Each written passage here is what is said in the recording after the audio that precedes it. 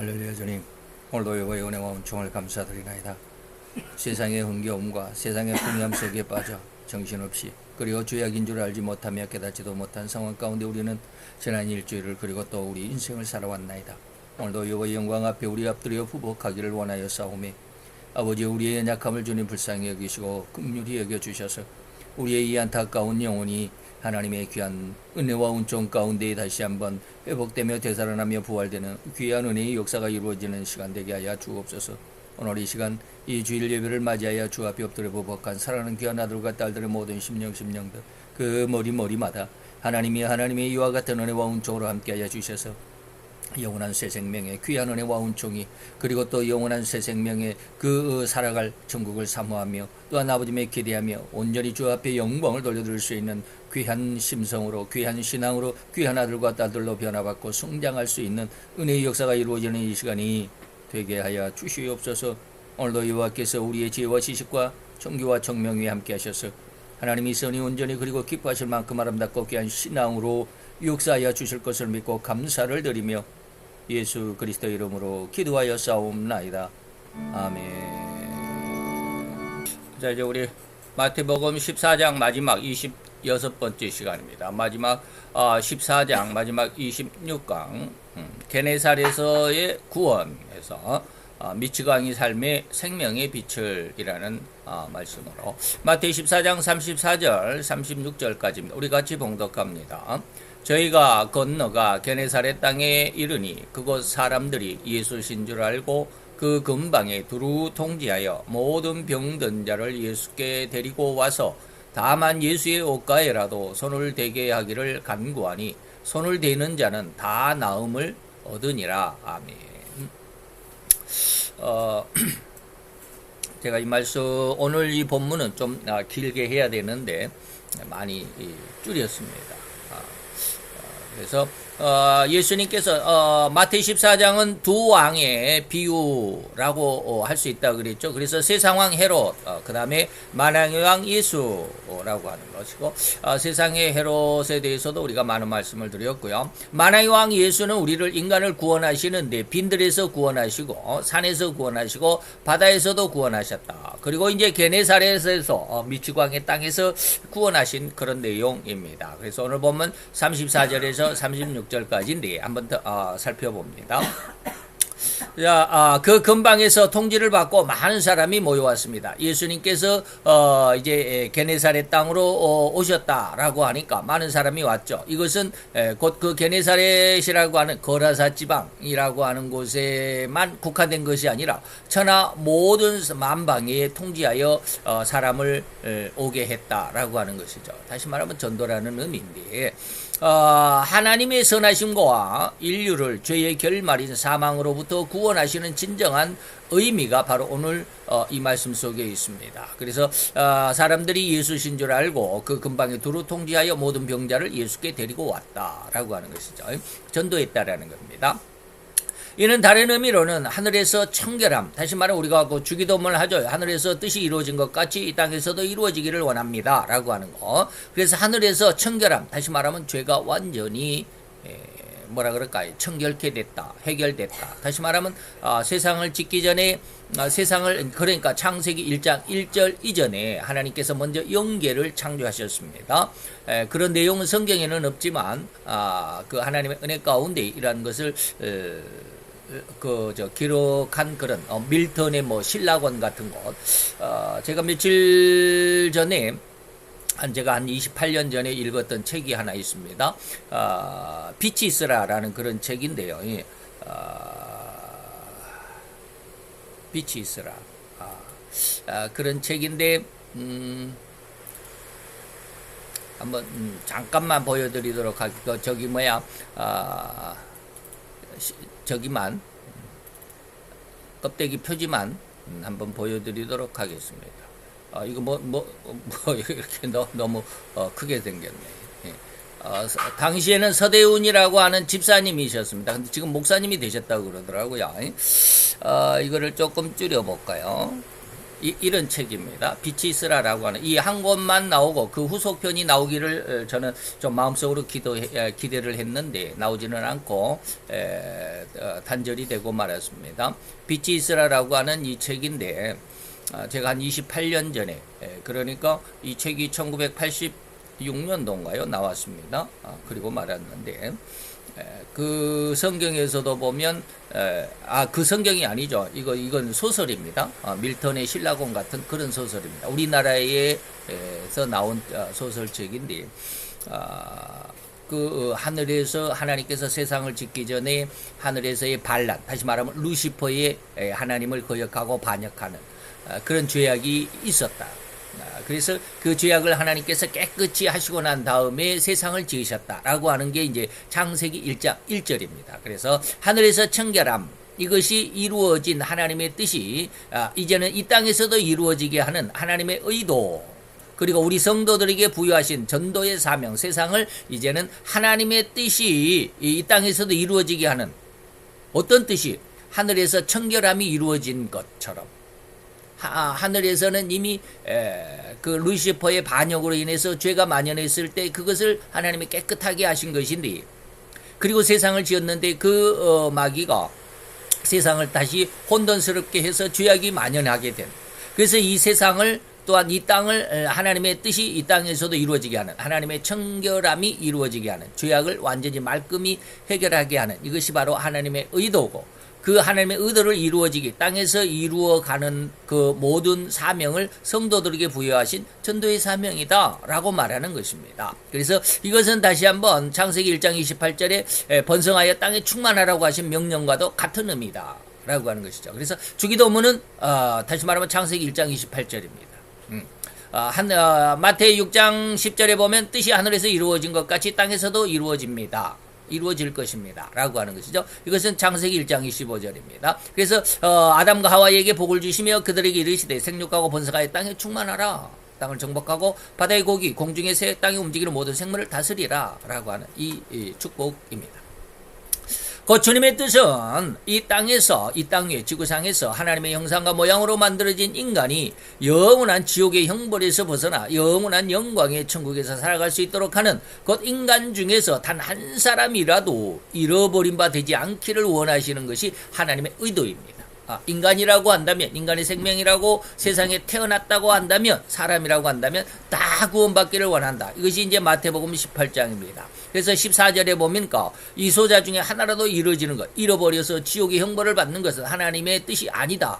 그럼에도 불구하고 끝까지 마태 이제 25장, 여기는 18장인데 25장에 열처녀의 비유에서 보면 5명의 처녀는 지혜롭고 5명의 처녀는 좀 미련했더라. 그래서 미련한 5명의 처녀들이 신랑을 기다리다가 등잔에 있는 그 기름을 다 써버리니까 또 여분이 있어야 되죠. 근데 그 여분의 기름을 사러 이제 밖으로 나가는 동안에 신랑이 오면 그리고 문은 닫히면 혼인집에 문은 닫히면 다시는 열려지지 않는다라고 했을 때 잃어버렸죠. 그러면 그게 뭐야? 소자 중에 하나라도 이루어지는 것은 하늘에 계신 아버지 뜻이 아니라며 왜 절반은 잃어버렸냐? 굉장히 어려운 말입니다. 제가 그래서 예전에 한번 그런 설교를 한번 해드린 적이 있습니다. 지옥의 시간이 영원할까? 지옥이 영원할까? 그거 한번 찾아서 한번 여러분들이 들어보시면 좋은 참고가 될 수 있을 줄로 믿습니다. 그래서 그 말과 이 말을 절대로 이율배반적이다. 여기서는 이 말하고 저기서는 저 말하고 아주 흉악합니다. 라고 이렇게 생각하지 않기를 바랍니다. 아주 성경을 그래서 곡해하는, 그래서 요즘에 제가 그 인터넷을 이렇게 이렇게 찾아보니까 그 AI에 대해서 제가 지금 요즘에 굉장히 관심이 많거든요. 그래서 제가 원하는 것은 이제 제 데이터, 대성경 견해에 대한 성경, 66권은 다 못하고, 구약 성경은 제가 많이 모르니까, 신약에 대해서만큼은 이렇게 그 데이터베이스를 아주 많이 만들려고, 그렇게 지금 계획을 하고 있습니다. 그래서 지금 제가 이렇게 설교 원고들을 쭉, 데이터베이스로 만들어서, 제 나름대로의 주머니를 하나 앱을 만드는 게 아니라 주머니를 만드는 겁니다. 그것도 앱이라고 할 수 있는데, 자꾸 제가 주머니를 만들고 AI에 이렇게 딱 탑재를 시켜 놓습니다. 그러면 이제 전 세계 사람들이 오늘 이 말씀에 대해서 알고자 한다면 이렇게 쭉 나오게 되겠죠. 뭐 이런 것을 지금 계획을 하고 있는데 좌우지간 그렇습니다. 어쨌든지 그 AI에 대해서 이렇게 쭉 공부를 하면서 이것저것 막 살펴보다가 이거 인터넷에 이런 영상이 무지하게 많이 올라와 있다. 예전에 이걸 미처 몰랐는데 하나님은 진짜인가 뭐 이런 거 천국이 진짜로 있는가 뭐 이런 거 뭐 반대적인 의도로 반대적인 생각을 가진 사람들 그런 어떤 과학자들 뭐 사후세계가 있는가 뭐 이런 것들에 대해서 부정적이고 반대적인 이러한 자기들의 생각을 피력하고 그런 내용들을 동영상에 올린 것이 상당히 많더라고요. 그래서 제가 뭐 시간이 없어서 다 들어보지는 않는데 어쨌든지 그런데 현혹되어서는 안 됩니다. 우리들이 그런 것을 자꾸 듣다 보면 정말로 하나님이 저도 그런 거 굉장히 마음에 걸림이 될 때가 있었어요. 진짜로 천국이 있을까? 진짜로 하나님은 내 기도를 들을까? 진짜로 하나님이 계실까? 라고 하는 것 이런 것들 굉장히 그 반대적인 그런 어떤 생각에 잠겨 있어가지고 엄청 힘들었을 때가 있습니다.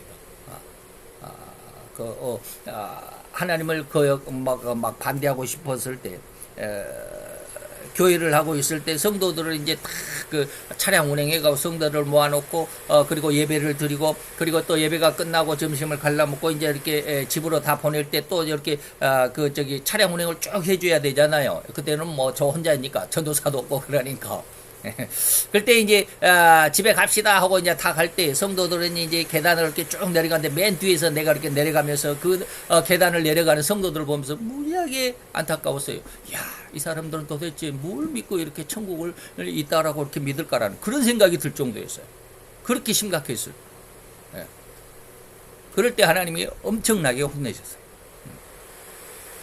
그래서 하나님에 대한 거역하고 반대하고 하나님을 믿지 못할 것 같은 믿지 못하게 하는 것 같은 그런 어떤 생각과 그런 어떤 그 유혹 속에서 넘어질 뻔할 때가 상당히 많았습니다. 어쨌든지 그렇습니다. 하나님은 이 소자 중에 하나라도 잃어버리는 것은 하늘에 계신 아버지의 뜻이 아닙니다. 그렇게 다 구원하십니다.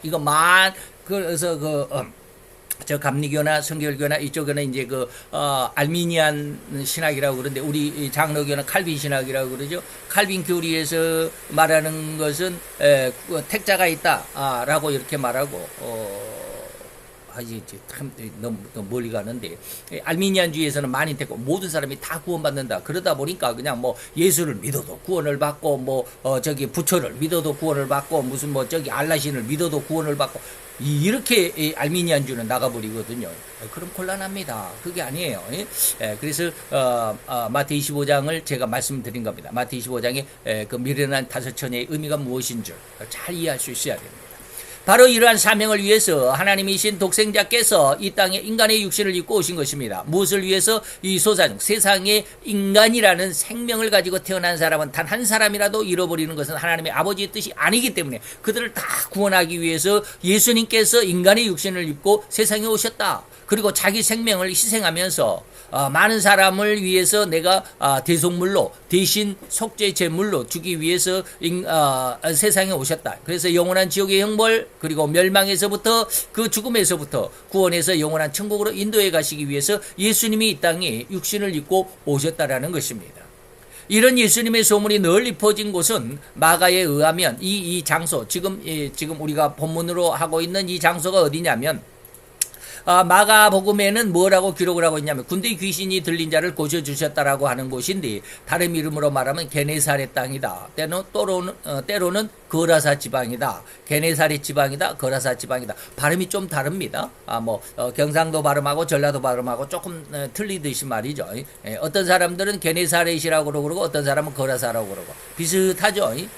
그렇게 조금 발음 차이입니다. 그래서 더욱 심각하게는 폄훼하는 의미로 본다면 이 게네사렛 지방을 또 거라사 지방을 저는 이렇게 말했습니다. 미치광이들의 세상이다. 그래서 제가 이제 처음에 시작하면서 이 말을 조금 더 세밀하게 했어야 되는데 확 줄였다라고 그러는데 이러한 세상을 저는 이제 소돔과 고모라 땅의 삶의 모습 남녀노유할 것 없이 전부 다 자기 욕망 속에 흥청망청 풍요로움 속에 살아가는 그런 모습이라고 한 시간을 더 할애했어야 되는데 그런 걸 안 하고 지금 오늘로 마치니까 이렇게 그들의 삶을 미치광이의 세상이다라고 이렇게 아주 폄훼하는 말로 아주 강력하게 제가 이렇게 지적합니다. 다시 말하면 엄청난 흉악한 삶을 살고 있는 사람을 예수님은 깨끗하게 고쳐주셨던, 그래서 하나님의 은혜는 바로 이렇게 인생의 가장 아름답고 즐거운 삶의 뿌리와 줄기와 열매, 곧 이런 삶이 인생이어야만 합니다. 인생은 어떠한 인생이 되어야 된다고요? 가장 아름답고 가장 즐겁고 그리고 가장 즐거운 삶의 뿌리와 줄기와 열매, 이러한 그 열매를 맺는 그런 삶이어야 합니다. 그래서 이것이 바로 요한복음 2장에서 가나안 혼인잔치의 기록이 나오는데, 이는 진정으로 인생들이 바로 이 결혼식과 같은 가장 아름답고 가장 즐거워해야 하고 가장 기쁜 삶의 그 모습이 이 결혼식의 날이겠죠. 바로 이러한 모습으로 살아가야만 한다는 의미가 바로 요한복음 2장에 있는 1절로 12절까지 가나안 혼인잔치의 의미입니다. 거기서 술이 포도주가 떨어졌다 이런 의미들, 아주 깊은 의미가 있습니다. 바로 이러한 인류의 생태는 다시 말하면 이렇게 혼인잔치의 모습과도 같이 일생을 살아야 되는데 그렇지 못하죠. 포도주가 떨어져 버렸습니다. 고갈, 즐거움과 기쁨과 흥겨움이 사라져 버리고 고통과 괴로움, 이런 생태.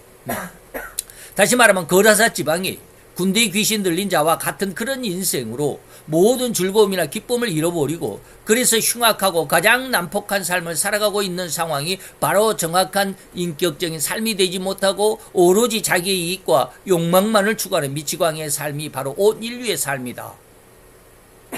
이해가 되시죠? 그래서 제가 앞에서 게네사렛 거라사 이 지역을 미치광이의 삶의 모습과도 같다라고 이렇게 폄훼하는 말로 아주 강력하게 지목을 했던 것입니다. 이러한 흉악한 삶을 살아가고 있는 인류에게 하나님은 그런 흉악한 삶에서 구원하시기 위해서 한 조치를 하셨는데, 그게 바로 하나님의 독생자인 예수님을 인간의 몸을 입혀서 인류의 모든 죄, 가장 흉악하고 생명이신 하나님을 알아보지도 못하고 오히려 영원한 멸망으로만 치달아가는 광분이라고 그랬습니다. 미칠 광자, 분노할, 나갈 분자인가요? 좌우지간 그렇습니다. 그래서 미친 듯이 어떤 방향으로 향해서 달려가는 것을 광분이라고 그럽니다. 광분의 삶을 살아가는 이 인류를 대신 담당하도록 사명을 주어서 인간 세상에 내려보내신 것입니다. 누구를? 하나님의 독생자인 예수님을. 그래서 요한복음 1장 14절에 보니까 이 말씀이신 예수님이 인간의 육신이 되어서 우리 가운데 거하셨다. 육신 아기 예수로 오셨다. 빌립보서 2장 5절로 8절에 보니까 예수님은 근본 하나님이셨으나 본체셨으나 하나님과 같은 동등됨을 그대로 유지하지 아니하시고 하나님으로 그대로 그냥 나는 이렇게 지저분한 일 안 할 거야 라고 이렇게 버팅기고 있는 것이 아니라 오히려 자기를 비워서 종의 형체를 가져서 사람들과 같이 되었고 사람의 모양으로 나타나셨고 또한 더 자기를 낮추시기까지 하시는데 죽기까지 복종하시고 낮추셨더라 라고 하는 것이죠. 그래서 십자가에 죽으십니다 라는 것입니다. 이러한 예수님의 모습, 이러한 사명을 받은 하나님의 독생자 예수님은 진짜로 인간의 몸을 입고 세상에 오셨습니다. 그 상황을 우리는 아기 예수의 탄생, 다시 말하면 성탄절이라고 부릅니다. 이렇게 어마어마한 사명을 띠고 아기 예수로 오신 예수님의 사명 중심은 뭘까요? 가장 흉악한 광란적인 죄악에 빠진 인류를 구원하여. 근데 광란이라고 생각한 사람이 거의 없어요. 그리고 영원한 생명을 얻게 해서 천국에 입성시키는 것입니다. 구원하시는 것이다 이 말입니다. 이런 사명의 격까지 이러한 사명의 중심에 이러한 사명이 중심이지만 잠시 격가지 중에 하나를 우리가 생각해 본다면 인간이 죄악에 빠진 결과로 말미암아 온갖 질병에 시달리게 되는 것입니다. 이러한 인간의 질병계를 장악하고 정복하는 것도 예수님의 사명을 띠고 아기 예수님으로 오신, 그리고 모든 사람을 위해서 대속물로 주려고 하신, 자기 몸을 대속물로 주려고 하신 그 의도 중에 하나가 인간의 질병계조차도 다스리는 것이다. 요즘 제가 한 한 달쯤 전부터 하나님께서 마태 10장에 주신 말씀을 아주 의미심장하게 받아들이고 있습니다. 아직까지 그 능력은 나타나고 있지 않지만, 다시 말하면 하나님께서 제자들을 세상에 보내시면서 세 가지의 축복을 주셨습니다. 하나는 더러운 영을 제압하는 것, 쫓아내는 것이다. 더러운 영을, 귀신을 쫓아내는 것이고, 두 번째는 뭡니까? 인간의 육신의 연약함과 모든 질병을 다스리고 고치고 다스리게 하는 거예요. 그래서 갑자기 제가 직장을, 요즘 이제 교회가 없으니까 직장 생활을 하면서 무지하게 이 화장실 문제 때문에 굉장히 힘들었던 때가 있습니다. 그날따라 그냥 뭐 거의 하루 종일 자리를 지키지도 못하고 화장실을 왔다가 들락거리고 그러다 보니까 굉장히 힘들어가지고, 이제 직장 생활도 못하겠다라고 굉장히 힘들었던 적이 있는데, 그리고 나서 조금 며칠 있다가 하나님께서 갑자기 그 말씀을 주셨어요. 세상에 내가 너를 보낸 것은 인간의 모든 질병과 연약한 것과, 다시 말하면 연약한 것은 뭡니까? 세상의 모든 환경 속에 내 정신적으로 피폐해져 버리는 거예요. 나 이렇게 안 돼. 마음에 어때 힘들고 고통스럽고 괴로운 거. 그 다음에 인간의 육신의 질병. 이런 것들을 다스릴 수 있고 고치도록 하셨던 육적인 권능을 주셨지 않나. 그러면서 내가 이렇게 힘들어하는 이러한 이제 또 화장실의 문제, 이것도 하나님의 능력이 있으면 이게 통제할 수 있지 않나. 이건 뭐 내가 없는 뭐 직장을 잘라냈는데 직장이 다시 생기는 것이 아니라, 직장이 없는 상황 속에서 그냥 대장과 학문으로만 살아가지만, 그러나 이 화장실에 하루에 그냥 뭐 대여섯 차례 왔다 갔다 하고 힘들어하고, 더 힘들 때는 종일 뭐 제가 제일 많이 갈 때 하룻밤에 23번씩 갔다 왔습니다. 제가 한번 쉬어봤어요. 너무 힘들 때. 그러한 것을 통제할 수도 있지 않나라는 그런 생각을 해봅니다. 그러면서 요즘에 기도하는 게 그런 것에 대해서 많이 하나님 앞에 관심을 갖고 있기도 합니다. 그래서 우리 모든 삶의 모습에서 모든 질병들, 이런저러한 질병들, 그래서 예전부터 그런 어떤 느낌은 있었는데 기도는 하지 않았지만 요즘에 그걸 조금 기도를 해봅니다. 그래서 인간의 모든 질병들, 연약함들, 그래서 그런 것이 어떻게 나타날까라는 어떤 그 기대감도 있고, 참, 그 호기심도 있고 말이죠. 도대체 인간의 연약한 것과 인간의 어떤 병들, 질병들을 고치고 다스리고 제어하는 것이 도대체 어떠한 느낌이고 어떠한 상황으로 나타나게 될까라고 하는 것이 굉장히 기대가 되는. 그래서 바로 이제 예수님이 세상에 오신 것이 바로 그런 모습이기도 합니다. 인간의 질병계를 장악한다. 정복한다 라고 하는 것이죠. 고치고 다스리는 것. 이것도 포함되어 있습니다. 물론 예수님은 하나님의 본체, 하나님 자신이기도 하지만 절대로 하나님에 의해서 창조된 이 피조의 세계 모든 것을 정복하는 것은 지극히 당연한 것이죠. 정당하지만 우리는 이런 피조계를, 다시 말하면 이 피조계는 뭐예요? 정치, 경제, 예술, 문화, 학문, 기술, 뭐 정보 산업, 뭐 이런 거, 정보 전산, 뭐 더 나아가서 자연계, 인간계, 종교, 영계까지 모든 전 방향적으로 정복하는 전능하심, 곧 능력을 갖추신 분이 예수님이다 이 말입니다. 그는 하나님의 본체시다라고 하는 것이죠. 그 이러한 부분에서 예수님은 우리 인간에게 모든 것을 고쳐주시고자 원하셨다. 그래서 오늘 본문 마지막 절에 보니까 예수님에 의해서 예수님과 함께하는 자는 다 나음을 얻었다, 다 나았다라고 하는 것입니다. 예수님은 절대로 자기에게 나오는 자는 그 누구든지 거절하지 않으신다라고 선언했습니다. 요한복음 6장 39절에 봅니다. 내게 주신 자를 내가 하나라도 잃어버리지 않기를 원한다. 예수님께 나오는 자는 결코 하나님은 하나라도 잃어버리지 않겠다. 로마서 11장 2절에 보니까 하나님은 자기 백성을 버리지 아니하신다. 그리고 히브리서 13장 5절에 보니까 내가 과연 너희를 버리지 아니하고 과연 너희를 떠나지 않을 거야 라고 친히 말씀하셨다. 자, 이러한 하나님의 사명이 진정으로 나타난 그런 상황 하나가 요한복음 4장에 기록이 되어 있습니다. 수가성 여인에 대한 기록인데요. 예수님께서 요한복음 4장 3절 4절에 보니까 유대를 떠나서 갈릴리로 가실새 사마리아를 통과해서 가셨다. 지도를 한번 볼까요? 사마리아가 어디고 갈릴리가 어딘지 지도를 제가 한번 찾아봐 드리도록 하겠습니다. 구글 지도가 어디 있습니까? 여기 있습니다.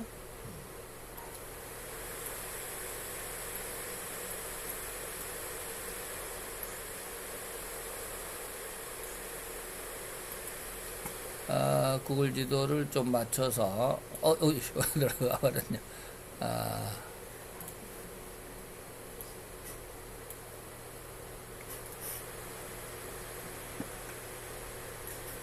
자, 이렇게 우리나라가 여기 있습니다. 여기서 이렇게 왼쪽으로 이렇게 쭉 이렇게 돌아갑니다. 그러면 이제 이란이 있고, 요즘 말썽 많은 이란이 있고, 사우디가 있고, 그리고 요르단, 이스라엘이 여기 있습니다. 이스라엘을 이렇게 좀 키워보겠습니다. 자, 이렇게 하면 지금 잘 보이지는 않죠. 여기가 이렇게 됐는데, 여기가 웨스트뱅크라고 써져 있죠. 웨스트뱅크. 여기가 서안지구라고 하는 곳인데, 이 안에 예루살렘이 있습니다. 이 안에 예루살렘이 있는데, 지금 이제 트럼프가 지금 미국 대통령으로, 다음 대통령으로 이미 이제 엊그저께 당선 확정이 됐죠. 근데 그 트럼프 미국 대통령도 그 누구도 이스라엘의 수도가 텔아비브, 그때 당시에는 텔아비브라고 했지 이 예루살렘이라고 인정하지 않았습니다. 세계가 다 이스라엘의 수도를 예루살렘으로 인정하지 않고 있습니다. 왜 그러냐면 이 웨스트뱅크 안에 예루살렘이 들어있기 때문에 그렇습니다. 웨스트뱅크는 이스라엘 땅 안에 있지만 이스라엘만이 점령한 것이 아니고 요르단 그다음에 또 좌우지간 여러 나라가 여기를 공동으로 다스리고 있습니다. 그래서 그 안에 예루살렘이, 이 웨스트뱅크 안에 예루살렘이 들어있거든요. 그런데 트럼프 대통령이 지난번, 지금 바이든이고 현재는 바이든이고 그 전에가 트럼프죠.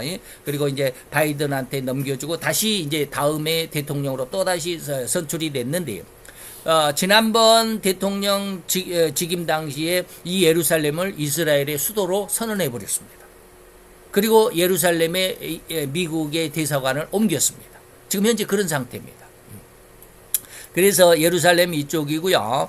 위쪽이 이 사마리아였습니다. 이쪽이 사마리아 쪽. 지금은 하이파하고 지금 이란이 여기 하이파를 지난번 로켓 120발인가를 쏴가지고 아주 많은 피해를 입었던 이곳입니다. 하이파. 이쪽 근방이 사마리아였습니다. 옛날에.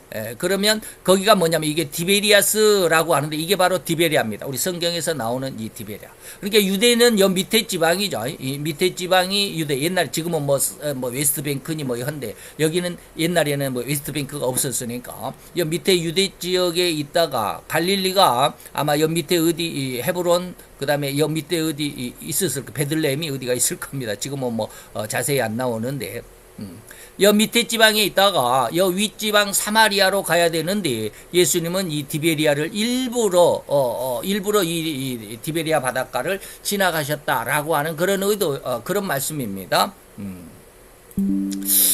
자, 그래서 어디로 갔습니까? 다시 갈릴리로 가실 때 사마리아로 꼭 통과해야 되겠다라는 강력한 의지가 있었다라는 겁니다. 그리 안 가도 되는데 그쪽으로 꼭 통행해야만 되겠다라고 하는 것입니다. 이게 바로 강한 의지의 표현으로 이 요한복음 4장 3절 4절에 기록이 되어 있습니다. 왜 예수님은 꼭 사마리아로 가셔야만 했을까? 왜 가고자 하셨을까? 왜 가고 싶어 했을까? 이 말입니다. 그 당시에 유대인들의 사상에는 북쪽이 사마리아인들은 절대로 구원에 함께할 수 없는 개나 돼지로 인식하고 있었기 때문에 절대로 말도 섞지 않고요. 눈길도 마주치지 않는 그런 상황, 그런 습성으로 세상을 살아가고 있었습니다. 이런 상황이었는데 예수님은 유대인들이 굳이 사마리아인들은 뭡니까? 눈길도 마주치지 않으려고 하는데 예수님은 오히려 갈릴리로 그 사마리아 지역으로 갈 때 갈릴리를 돌아가셨다. 그쪽으로 돌아서 그쪽으로 지나가시기를 원했다. 그 사마리아를 통하여 지나가고자 하셨다라는 강한 의지의 표현이었습니다. 예수님은 전지전능하신 하나님이시기 때문에 절대로 사마리아의 수가성에 구원해야만 할 한 인간을 만나야 한다라는 의지가 있었다라고 우리가 해석해야 된다. 예수님이 꼭 그렇게 통행해야 되겠다. 왜? 이 수가성이라고 하는 곳을 들러야 하기 때문에 거기에 한 여자를 구원해야 하겠다라는 아주 강한 의지를 갖고 있었다라는 그런 의도입니다. 다시 말하면 우리 인간을 생각해 보면 인간은 인간의 외형이나 외모를 가지고 상대를 평가합니다. 다시 말하면 유대인들은 북쪽 사마리아인들은 절대로 구원에 함께할 수 없는 개나 돼지로 인식하고 있었던 그런 사상을 가지고 있던 유대인들이었습니다.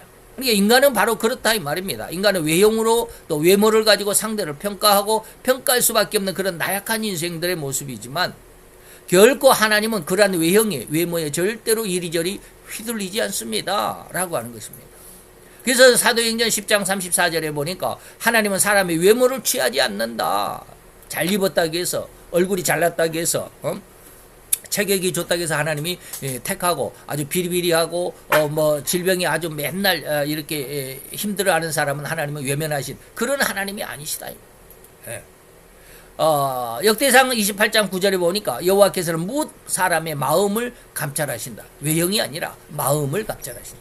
곧 만민을 편애함이 없이 완전히 공평하게 사랑하시는 하나님은 이 세상에서 가장 높은 지위나 신분을 가졌다라는 사람이나 또는 반대로 가장 천하다고 여겨서 비난과 멸시받는 자들일지라도 결코 그분도 편애도 없으시고 공평하게 사랑하시고 더욱이 공평하게 구원하신다라는 것조차도 우리가 알 수 있는 귀한 한 포인트가 바로 요한복음 4장의 사마리아의 수가성 여인에 대한 내용이 되었다라고 하는 것입니다.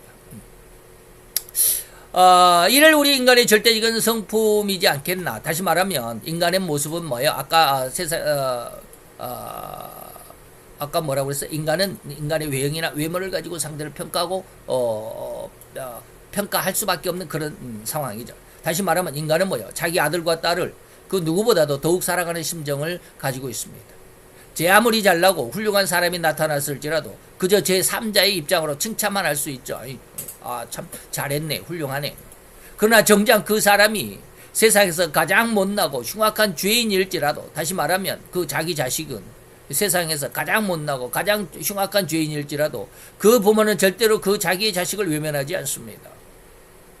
오히려 문매를 맞을지언정 자기의 자식을 위한 변호나 방패막이의 삶을 살아가는 심정이 바로 부모의 마음이니 이를 하나님의 성품이 거룩함과 사랑의 성품을 형상으로 부여받은 인간의 참모습이다 라고 하는 것입니다. 다시 말하면 하나님은 절대로 높은 어떤 지위나 신분을만 사랑하고 또 뭐 가장 천하고 비난받는 사람을 무시하는 그러한 성품이 아니다. 모든 사람은 다 구분도 편애도 없이 다 사랑하신다. 이런 마음을 인간이 가졌다라고 하는 것입니다. 자, 이러한 인류의 흉악함, 영원한 멸망의 질병을 고쳐주시되 주님의 옷가를 만지는 사람들을 언급합니다. 오늘 본문에서 뭐라고 그랬습니까? 옷가를, 예수님의 옷이라도 옷가에라도 손을 대게 하기를 간구하니 손을 대는 자는 다 나음을 입었다 라고 하는 것입니다.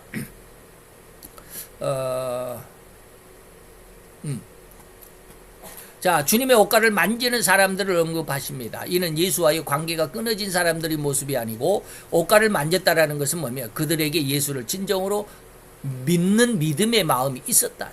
그들이 이렇게 하면 된다고 하는 믿음을 실천으로 옮긴 자들이다. 이런 일을 행하는 사람들을 오늘 여기에서 말씀하고 있습니다. 다시 말하면 예수님과 전혀 상관없는 사람들까지 예수님은 다 구원하는 것이 아닙니다.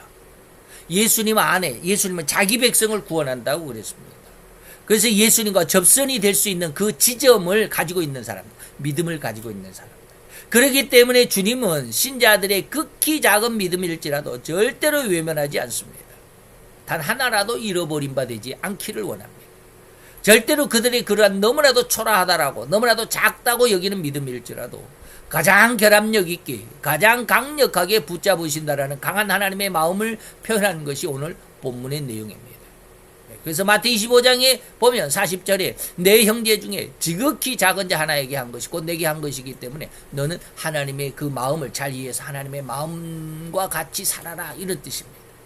하나님은 절대로 인간의 입술로 뱉는 기도의 소리만이 아니라, 기도만이 아니라 가슴으로 웅얼거리고 가슴으로 그냥 이렇게 콕 품고 있는 그 아주 그냥 애절함이, 이 간절함을 표현하는 그런 신음조차도 외면하시거나 간과하지 않는 분이시다.